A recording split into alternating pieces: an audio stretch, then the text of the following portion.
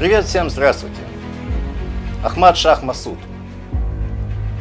В 20-летнем возрасте он хотел стать архитектором. Однако этим планам не суждено было осуществиться. Человек, желавший провести жизнь, восстанавливая свою страну, провел большую часть своей жизни на линии фронта. Вся его жизнь – это яркий пример пережитой драмы афганского народа и отдельно взятого человека, волею судьбы оказавшегося в самом эпицентре трагических событий, явившихся прямым следствием внутриполитических интриг, раздиравших Афганистан на протяжении всего 20-го столетия. Генерал-полковник Ахмад Шах Масуд бесспорно один из наиболее интересных и противоречивых персонажей современной истории арабо-мусульманского мира. На протяжении 20 с лишним лет он являлся одной из ключевых фигур не только военно-политической арены Афганистана, но и всего Центральноазиатского региона. Человек-легенда, вызывавший зависть и восхищение. Паншерский лев, как его называли в народе. За свою недолгую, но яркую жизнь успел стать наиболее серьезным врагом Советского Союза и ближайшим союзником России, основным форпостом, сдерживавшим продвижение Талибана на пути вторжения в среднеазиатские республики бывшего Советского Союза. Заслужив славу Паншерского льва еще в годы советского присутствия в Афганистане, он проявил себя талантливым военачальником и неуязвимым полевым командиром, врагом, достойным уважения. Не случайно для миллионов людей в разных частях света Ахмад Шах Масуд до сих пор является собой романтический образ воина-интеллектуала. Ахмад Шах Масуд – этнический таджик, потомок старинного влиятельного рода военной аристократии. Родился 1 сентября 1953 года к северу от Кабула в горном кишлаке Джангалак в Паншерского ущелья. Он был назван в честь императора Ахмада Шаха Дурани, заложившего основу современного Афганистана. Его отец, Дост Мухаммед хан, полковник афганской королевской полиции и крупный землевладелец, стремился дать своим детям достойное образование. Уже в 5-летнем возрасте Ахмад Шах был отдан в школу в городе Баразак, административном центре провинции Паншер. Через пару лет отец получил новое назначение – начальника полиции города Герат на северо-западе Афганистана. И семье пришлось переехать. Там мальчик пошел в местную школу Мауафак, где обучались дети состоятельных семей. Параллельно со светским образованием получил и религиозное воспитание со своими братьями, регулярно посещая мечеть Маджет-эль-Джем в центре Герата. Спустя несколько лет отец получил очередное повышение по службе, и семье вновь пришлось сняться с насиженного места и переехать в столицу Афганистана Кабул, где Ахмад Шах Масуд провел большую часть своего детства. Дальнейшее обучение он продолжил в привилегированном Кабульском лицее Истикляль, где преподавание велось в основном на французском языке. Построенный французами еще в 20-х годах, он по праву считался одним из самых престижных учебных заведений Афганистана. В нем получали образование отпрыски королевской семьи, дети аристократов и высокопоставленных чиновников. Преподавательский же состав сплошь состоял из французов и местных педагогов, выпускников престижных французских университетов. Феноменальные способности Ахмад Шаха проявились уже в раннем возрасте. Кроме родного языка дари, до последнего времени считавшегося одним из диалектов фарси, Ахмад Шах свободно изъяснялся на французском, говорил на английском и арабском языках, а также свободно владел пушту и урду, наиболее распространенными языками Афганистана. Невероятно много читал и увлеченно занимался спортом. Особую страсть питал к шахматам. В 14-летнем возрасте в родном Джангалаке он собрал волейбольную команду из своих сверстников и во время школьных каникул регулярно организовывал спортивные турниры, на которые съезжались команды из соседних кишлаков. Что же касаемо политики, то интерес к ней у Ахмад Шаха проявился в период окончания лицея. В лицее он увлекся чтением Мао Цзэдуна и Че Гевары. По его словам, он многому научился у Мао Цзэдуна. Что же касаемо Че Гевары, то Его мышление он счел слишком упрощенным. Казалось бы, самой судьбой было предначертано его место в политической жизни страны. Его скромность и дисциплинированность, а также ярко выраженная харизма обусловили его лидерство среди сверстников. В Кабуле дом отца часто посещали интересные люди, в том числе представители высших кругов. Разговоры о внутренней, национальной и международной политике, свидетелем которых становился Ахмад Шах с раннего детства, порой переходили в жаркие споры и нередко затягивались до поздней ночи. Неудивительно, что уже в 9 классе лицея Ахмад Шах неплохо разбирался во всех хитросплетениях политической жизни страны. Начало 1970-х годов было отмечено активизацией студенческой молодежи. Так называемые коммунистические бунты, прокатившиеся по стране, не могли не затронуть лицей Истиклаль. Однако политические взгляды Ахмад Шаха были весьма далеки от любой левацкой, тем более коммунистической идеологии. На этой почве у Масуда часто возникали острые трения с его одноклассниками, симпатизировавшим коммунистическому движению Афганистана. Забегая наперед, его собственные политические взгляды сформируются много позже под воздействием цепи трагических событий, потрясших страну. А пока он все больше погружался в религию, не найдя выход юношескому максимализму в политических страстях, бушевавших среди его сверстников. На фоне политических склок отдельных партий и группировок исламское движение выглядело весьма привлекательно и достойно. По окончании лицея в 1973 году перед Ахмад Шахом стал нелегкий выбор, чем заниматься, где продолжить обучение. Выросший среди людей в форме, мальчик с раннего детства подумывал об офицерской карьере. Однако в семье его выбор не одобрили. Отец хотел видеть в своем сыне ученого-теолога или, на крайний случай, дипломата. Тем не менее, Ахмад Шаху удалось настоять на своем и получить благословение отца. Каково же было его разочарование, будущего прославленного афганского генерала, когда в военном училище отказались принять его документы. Одним из необходимых условий зачисления было наличие начальной военной подготовки, которой у Ахмад Шаха, естественно, не было. Не помогли даже обширные связи отца, хотя, возможно, отец не очень-то и стремился помочь сыну. Чтобы не терять время, Ахмад Шах успешно сдал вступительные экзамены на факультет строительства и архитектуры Кабульского политехнического института, основанного, кстати, советскими специалистами. Политехнический институт в то время был центром политических дебатов и молодежной активности. Будучи студентом вуза, Ахмад Шах стал членом движения мусульманской молодежи, студенческого отделения так называемого Исламского общества Афганистана, политической партии, основанной за год до этого доктором Бурхануддином Раббани. Стоит отметить, что на определенном этапе своего развития Исламское общество Афганистана представляло собой афганскую проекцию движения «Братья-мусульмане». Окончить политехнический институт Ахмад Шах так и не удалось.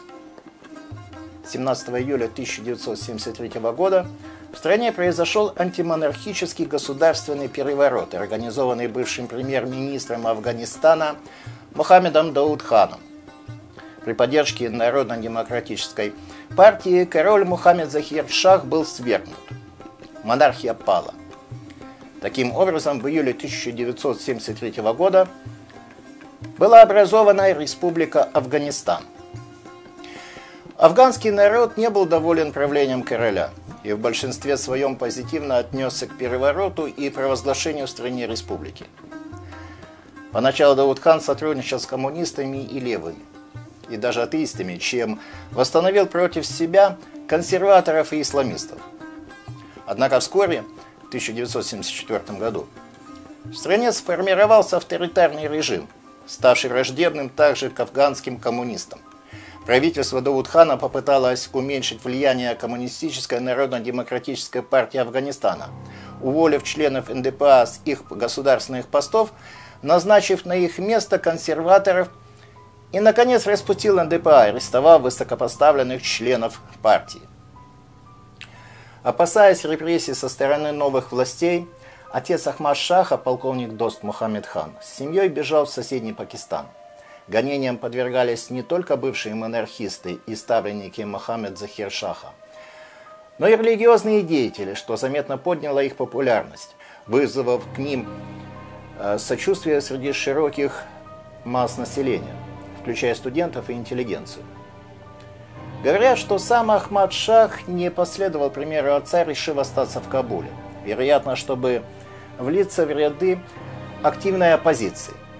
Для молодого националиста, как и для многих его сверстников, переворот стал тяжелым потрясением. Он принял активное участие в подготовке восстания против диктатуры Даудхана. Но агентам нового режима удалось внедриться в ряды заговорщиков. В результате еще не начавшееся восстание было подавлено. Его лидеры были схвачены и заключены в тюрьму. А сам Ахмад-Шах только благодаря случайному стечению обстоятельств избежал ареста. Его участие в заговоре так и осталось нераскрытым. Поэтому он смог остаться в Кабуле и продолжить учебу в институте, параллельно занимаясь активной политической деятельностью. С тех пор он взял себе прозвище Масуд, что означает «счастливчик», и отныне стал именоваться Ахмад-Шах Масуд. На тот момент исламисты, казалось, представляли собой единственную реальную политическую и военную силу, способную объединить вокруг себя противников нового режима. Молодой, хорошо образованный человек, свободно владеющий несколькими языками, еще более сблизился с исламистами, установив нелегальные контакты с главой самопровозглашенного афганского правительства в изгнании Бурхануддином Раббани. Пакистанские власти сразу стали оказывать афганской исламистской оппозиции военно-экономическую и политическую помощь. В стороне не осталась и Саудовская Аравия, традиционно стремившаяся к лидерству в арабо-мусульманском мире. На саудовские нефтедоллары афганские оппозиционеры под присмотром пакистанской межведомственной разведки проходили диверсионно-разведывательную подготовку в учебных лагерях, расположенных в приграничных с Афганистаном районах Пакистана. Вместе с тем отношения афганской оппозиции и официальных пакистанских властей складывались очень непросто. По этой причине за большинством афганских оппозиционеров изгнания было установлено негласное наблюдение. Одним из самых убежденных сторонников террористических методов борьбы с режимом Мухаммеда Даудхана выступил некто Гульбуддин Хикматияр. Он считал, что систематические взрывы в многолюдных местах, похищения и убийства политических оппонентов, в том числе высокопоставленных государственных чиновников, дестабилизируют внутреннюю ситуацию в стране, спровоцировав жестокие репрессии, что в свою очередь неизбежно вызовет недовольство широких масс населения, на чью поддержку так рассчитывала исламская оппозиция. В то же самое время одним из главных противников террора выступил набиравший популярность Ахмад-Шах Масуд. В отличие от Хикматияра, терроризм у Масуда ассоциировался только с убийствами людей, которых сами же исламисты стремились защитить от произвола новых властей. Но он был убежденным сторонником доктрины партизанской войны, веря в то, что даже малыми силами можно успешно противостоять более сильному противнику.